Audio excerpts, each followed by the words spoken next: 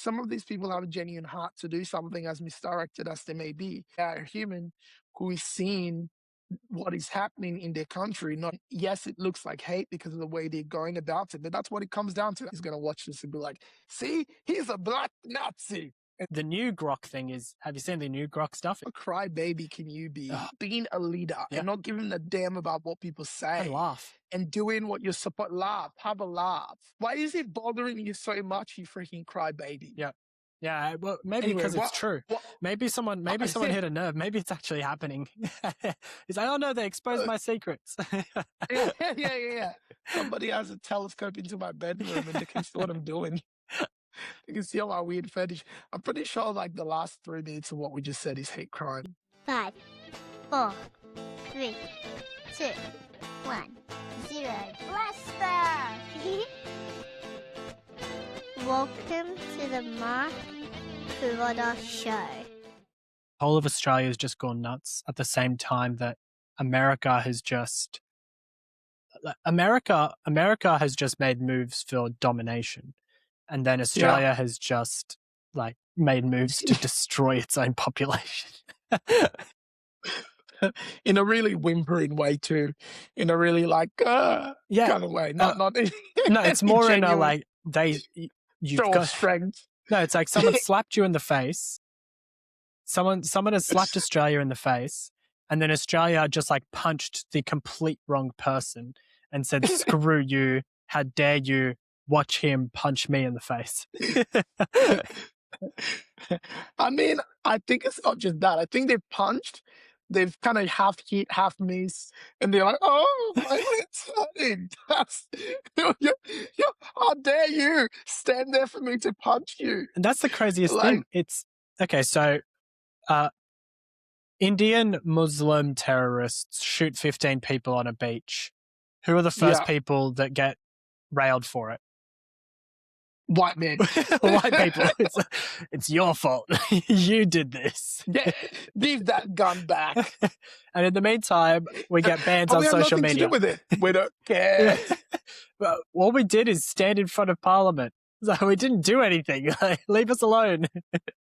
I mean, and I said, I have this video clip that went up not that long ago when I said, hey, him putting in place the social media thing for kids was just the first step to his ultimate goal of taking away social media. And then he just thumbs straight out with the let's kill X. Yeah, for Australians. Instantly. It was the first thing that happened. And again, I said this yesterday on my show. I said, it's insane to me that for 15, 20 years, the conservative Christian right has been calling for a ban to pornography.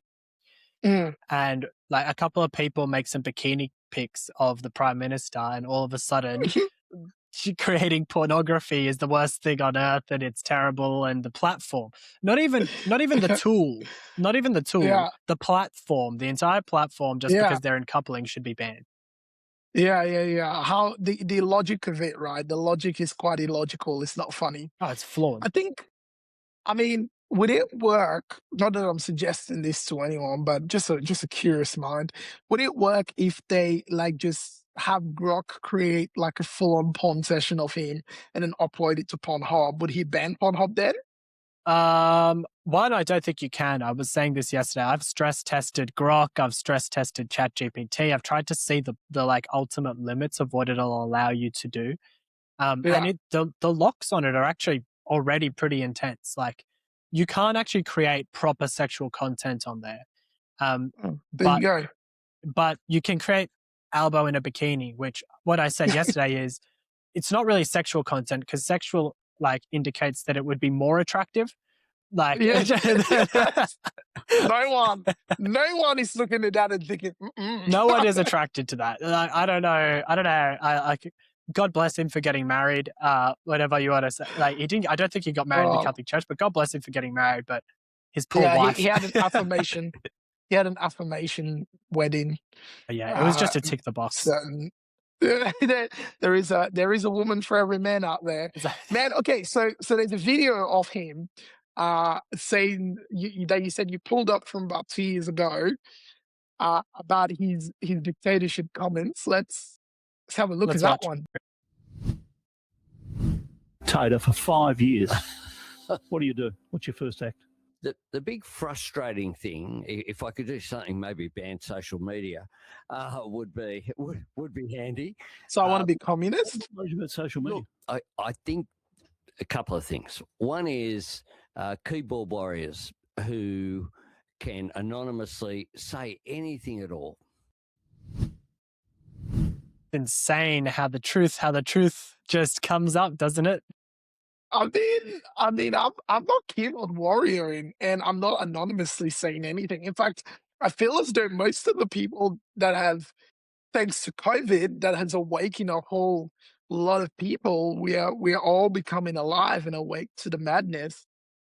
We are all, I will say, like a good 99% of us are not faceless. No, if anything, it's the opposite. Anyone who is faceless, as a general rule of thumb, you can almost guarantee that they are on the left wing of politics.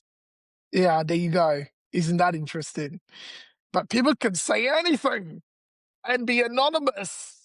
Those are the ones that I want to ban. But isn't that left? No, it's the extreme right wingers. Yeah, and you look at all the people that they've targeted over the course of the last 2 months. It's been people with names and faces. Like, and not only that, they're simultaneously saying, or he's said that he doesn't like keyboard warriors and faceless people on the internet. But then when people show their faces, it's also problematic because now they're brave and emboldened. Like the NSN, when they came out and came maskless when they hit the steps of Parliament House, and it's topically relevant because they've just disbanded. So they've announced today that they are disbanding as of, I believe, the 18th of January, as an organisation due to the new hate laws that have just been announced over the course of the last 12 hours. So pretty intense. Yeah, man. I mean, we saw those coming, and look, obviously some of those guys need to be, their heart is perhaps not particularly in the right place. Now, I can empathize with them, right? Because if you love your country and you've been here for a long time and you see it developing a bit of an infestation, you're going to start trying to figure out what that infestation is, and you're going to start trying to work out why that infestation exists and do everything you know how. And that's what it comes down to. Everything you know how. It doesn't mean that they have all the education that one needs to know exactly how to handle and deal with problems, but it's everything they know how through their limited, ignorant understanding. Yes. With the little that they know, they will move.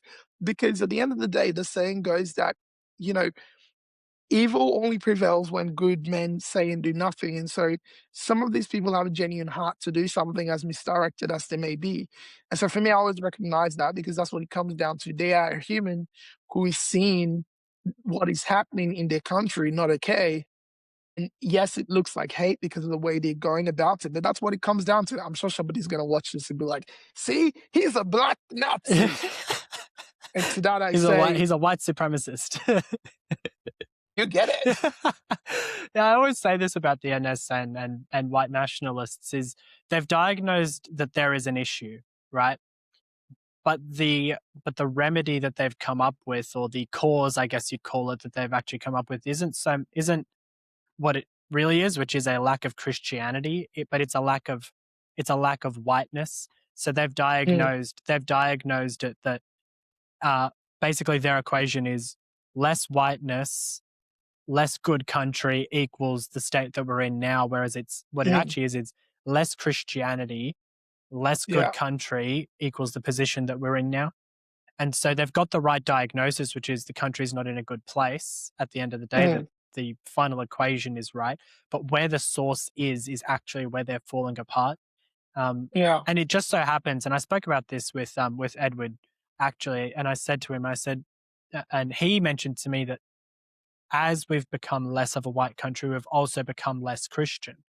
But I don't think that those two things are, they're not correlated. And that's a really good point. No, because I can tell you right now, if you go to, at the very least, west of Africa, there's a lot of attention around the negative kind of behaviors there with the Islamist, the terrorist groups that are there. But certainly I can tell you that Christianity is still really permeating the culture there across the board. Like, there's a lot of West African countries, and I'll speak for the West, I don't know about the others, that have heavily gone into Christianity.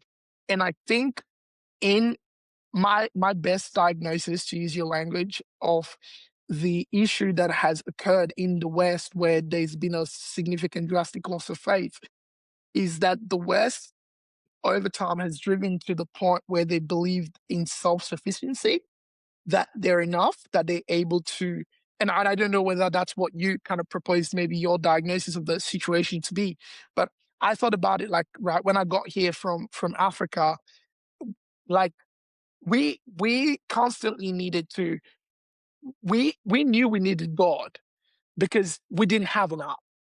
We knew we needed somebody, a higher power that's bigger than ourselves, because we needed it. We needed it like we need air, right? And so we had a great sense of dependency on an other that is greater than us, that sustains our lives. But when humans, when they do really well because of their state of unity, Tower of Babel, by the way, because of their state of unity, they can build really well together. What gets into their head very quickly is that, well, we don't need God, we are self-sufficient. Yeah, and that's biblical. We don't need a savior. That's biblical. I mean, remember the passage of the rich man, right? Or the lesson of the rich man.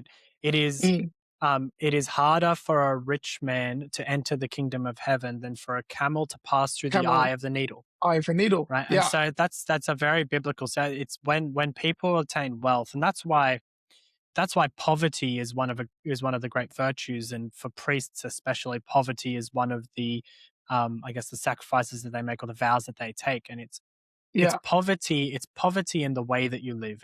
You can be wealthy, okay, in terms of monetary wealth, but if you live as though you are poor, then you realize that your life on this earth is so minuscule compared to the wealth of heaven, that is not the wealth that you wish to attain. You wish to attain the wealth of heaven, and we don't have that as a society anymore. Yeah, and that doesn't rust, that doesn't gather moth or dust. And those are the things that the Bible teach. And you're exactly right. But I mean, I think it was 4 or 5 years ago, I was invited to speak at a Nigerian Independence Day event. And I felt really strongly about speaking about the middle ground, right? Where the two cultures, the African culture and the Western culture, they're on very different ends of the spectrum. And I really feel as though they can be unified if you find the middle ground. What's not good about this, leave it. What's good about it, bring it. And the opposite is the same. What's not good about this, leave it. And what's good, bring it. And you find the middle ground. Unfortunately, making these sorts of little please do's is kind of essential. I enjoy doing it just for the fun of it, but at the same time, if you want to get a message out, you need the people in your community to just comment, like, subscribe, all of the normal jargon, right? Please just take a moment and give me a hand. We need to create a culture of commentary together. And I love the messages coming in my DMs. Put it in the comments section so that everyone else can see it too. Thank you. I talked about the fact that one of the things that the West has been really, really good at, and it's what has driven the West to being very successful. When we talk the West, we're talking predominantly white nations, right? Is their pragmatism around how they do what they do. There's processes for everything. There's order. There are procedures. There are leaders that, and even when you do have corruption, because there is so many checks and balances over and over again, it's far more difficult for the corruption to corrode society at large, like you see it happen in Africa. But what happens is that they overburden the system with processes and procedures, right? And that's where it's gone. But I think when you look at that level of consistency in the West, of how the West do what they do across the board, it does mean that the West has had this opportunity to really grow significantly in the area of wealth, in the area of productivity, in the area of, let's use productivity to be the keyword there, because when you look at the economy, when you look at the society, there's so many things that have stabilized. But now that's even gone too far, to the point where they believe, well, we don't need anyone who's higher than us, because look at what we can achieve. Yes. Even though that was never the case. And the way there was a grand recognition of that. Yeah, and the way that I always recognize this is that the reason that the West was able to achieve what it achieved and that it happened within white nations is consequential or inconsequential. It's just, that's what just happened. The reasoning was because the entirety of society was moral and religious. And so the governing bodies did not need to legislate for a moral society. They did not need to create laws that bound an ethical society. And so they could focus on the things that created prosperity because the population had a standard of what was right and what was wrong. And it was not top-down imposed. It was self-imposed. It was that I have to do my best for my God and then my country, right? So in that respect, the government was then able to actually, in a democratic way, legislate policy of expansion, of growth, of prosperity for the average populace instead of wasting time. In the same way that we're seeing now in Australia, where we have to define things like hate laws, right? I mean, the new legislation that's been brought out in the last 12 hours is the only way that you can look at it is that it is tyrannical. Because if you were to actually break God down, right, into what God is as a structure, if he was not outside of our realm and he lived within our realm, he would be a tyrant by definition. Because he is all powerful, all knowing, and he's able to just fully control the world with his power. Because he lives outside of it and cannot control us, and it is our responsibility to reach him, he cannot be tyrannical. And so when governments try to play God and legislate morality instead of having a moral structure that the entire populace can base themselves around, this is why you get legislation like this. Yeah, you make a really good point there, because when the system becomes overburdened with the unnecessary things to preserve life, then it can't work on the necessary things that actually governs a nation, right? We're focusing on completely the wrong things, and that's taking up all the time. I mean, they could be in the parliament debating how do they, okay, let's even talk about the problem they've actually created. How do they improve the cost of living? That could be something they're actually spending time on instead they're doing this. They're spending time on legislating morality. You're exactly right. I did a react recently, and as I was thinking about like conceptualizing what I wanted to talk about around this matter, I had this realization that if God didn't want us to have this power of choice to choose freely, he had all the power in the world to remove that choice, which would have removed our ability to speak, right? What we want, when we want, how we want. So it is a fundamental breach of human rights to try and control what they say and how they say it. You should be able to get people to understand. We should live in a society where people should, like you said, be able to self-govern and realize me saying this, it's not just a case of it's not good for society, it's not good for me. Yes. Why would I say that to another if I wouldn't want it said unto me? It's all the things, the basic principles that the Bible teach. And so God didn't take away our ability to speak freely. But instead he gave us the ability to choose what we will or would say, right? Yes.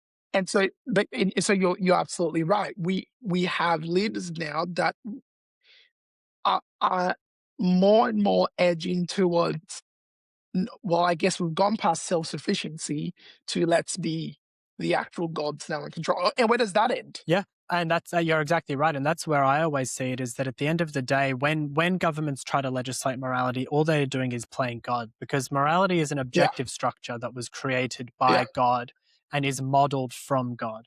And so all we can do as human beings is try and aim ourselves as best we can towards God's objectives. And so when a government comes out and says this is the definition of hate, and hate is whatever the government of power at the time decides is hate, and this is the definition of a hate group. And for you to hate someone, it just has to be the other person, right? So this is how subjective this is, and not an objective morality. It is you taking offense to me saying something, saying that has affected my mental health, and as a consequence of the action that I took in speaking, I am now creating a physical harm upon you, and the burden of proof in the legislation, the burden of proof won't be upon you to prove that you have been mentally harmed by me, which is taken as a physical harm in the same way that any physical act would be taken. It is that you feel Insane. that I have hurt you mentally, and as such, I am now committing a hate crime. And if I'm part of an organization while doing that, the organization that I am a part of, if it does not denounce and boot me from that organization, can then be classed as a hate group. If it is classed as a hate group, anyone who lives within that hate group or works within that hate group, supports that hate group in any way, shape, or form, can also be classed as someone who is, under the current law that is being proposed, able to go to jail for 15 years, up to 15 years, which, mind you, at an average, sexual assault and rape has a maximum term of 15 years. So a hate crime, and not just the top end of a hate crime, any hate crime could land you in prison for 15 years. And being the leader of that hate group, right? So the NSN, for example, who was just disbanded, you will go to jail for 15 years as being a leader of that hate group. Jeez. I mean, the question that's on my mind is, where does that end? Because if you feel the need to legislate speech, where does it end? What next are you going to legislate? It doesn't. It doesn't. we are fully in the era of man become God. And, well, that's where when we talk about what's the solution to all this, I do strongly believe in unity, because if people truly unite and in the knowledge that there is hope, that this insanity does not win, that we can not just survive it, but we can thrive through it. And the collective humanity that understands that we were given this earth to rule and reign, and we do not answer to these beings that they're supposed to be collectively serving us. And they've used that idea of them serving us because we chose them to serve us. Isn't that even interesting how that has changed over time? Which we elected these people corporately to serve us. Yes. And now they use that against us as though they were gifted with this extraterrestrial power to run us as humans. But it's not, you see it in the language of politics. You see it the pre-election and the post-election. The pre-election is always like, our government will serve you, the people. Our government will do what you, the people, want. And then afterwards, every single time, it's, we are here to legislate for the people. We are here to we are here to bring in power, like bring in our regime for the people. And the amount of times that the word regime has been used in the last 3-4 weeks, just slip of the tongue. Chris Bowen has done it, right? And what's his name? Chris Minns has done it now. I don't think Albanese has quite done it yet, but I'm just waiting for it to come out, because at this point it has to be a party room comment. It just has to be, because they keep slipping it up, they keep saying it, and they keep doing it. They keep doing the regime thing. And the new Grok thing is, have you seen the new Grok stuff? It's turning turning him into Xi Jinping as well. They are so good. I think, how crybaby can you be? How hilariously stupid can you be to come out and whinge about people? You know what you're supposed to be doing? Being a leader and not giving a damn about what people say. And laugh. And doing what you're supposed to. Laugh. Have a laugh. Why is it bothering you so much, you freaking crybaby? Yeah, well, maybe because it's true. Maybe someone hit a nerve. Maybe it's actually happening. He's like, oh no, they exposed my secrets. Yeah. Somebody has a telescope into my bedroom and they can see what I'm doing. You can see all our weird fetish. I'm pretty sure like the last 3 minutes of what we just said is hate crime. Yeah, 99% sure. I'll see if we leave it in or not. Okay, so there's a video about him complaining about this problem. Oh, yeah. Is that available? Yeah, I think it's here. Let's see if I can find it.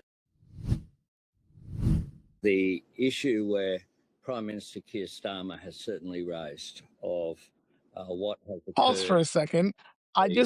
Media platform X. I just love how I remembered saw, because I think I've seen this video, but I was in passing. I didn't actually look at it properly.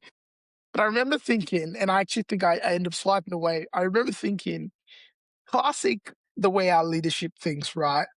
He's not going to come out and say, I have a problem with something. He literally starts with saying, it's not really me. You know how the other guy pointed out something? Well, I'm sort of maybe I agree with him. I think he's right. It's not me saying it. I'm just saying that what he said might be right. Yeah. Anyway, thought I'd point that out. That's what you call weak leadership. Without a doubt. No opinions of your own. Just rehash someone else's stuff. Let's finish it off. The use of generative artificial intelligence to exploit or sexualise people without their consent is abhorrent. I know that the East Safety Commissioner is looking at this. The fact that this tool was used so that people were using its image Never seen him creation look this function dishevelled. through Grok is, I think, just completely abhorrent. It once again is an example of social media not showing social responsibility. Yeah? Is that right? We deserve better than that.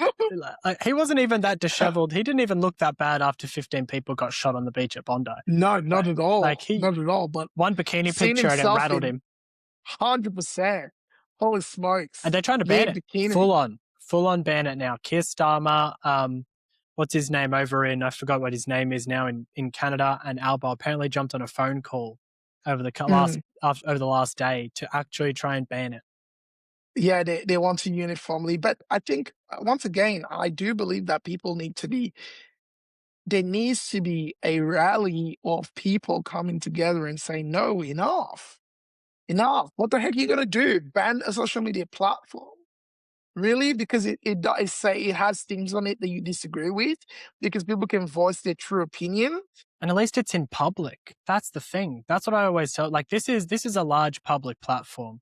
I mean, everyone can see it. You can't really post in some sort of, small group niche stuff like you can on Discord or like you can on gaming platforms specifically. Like, if you don't think that the NSN boys are all getting on COD every night and, jumping in chat rooms and that's the way that they communicate, then you're crazy. Yeah. And that's all in a private chat room. And so things happening on X is a good thing. You want to be able to see this stuff because if you can't see it, you can't anticipate it.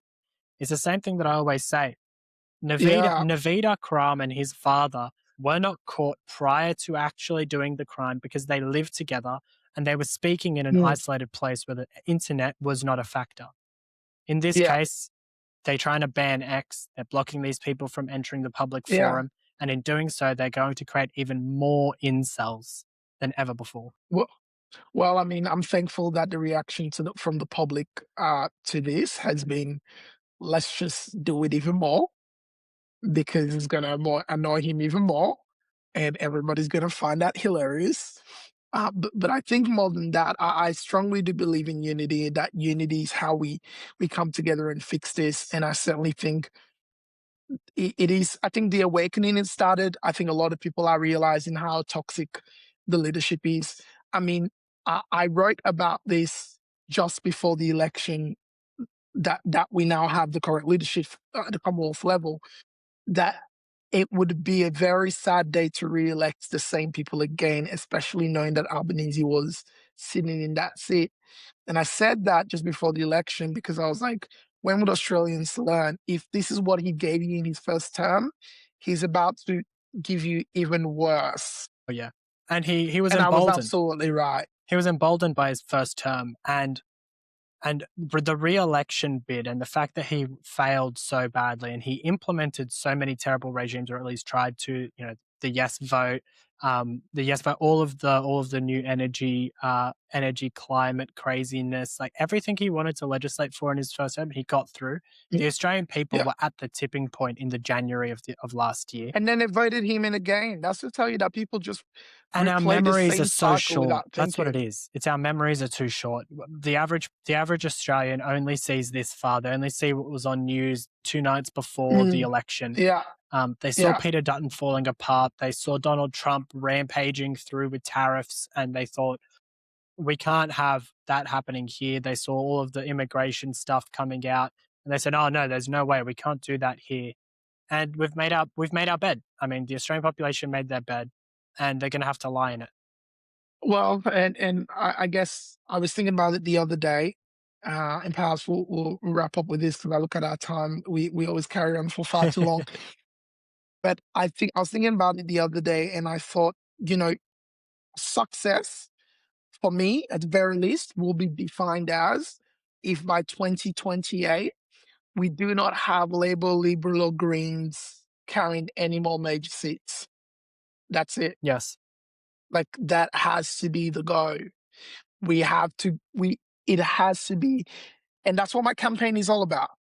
People have asked me if my campaign is about getting, a particular seat, a particular party in place.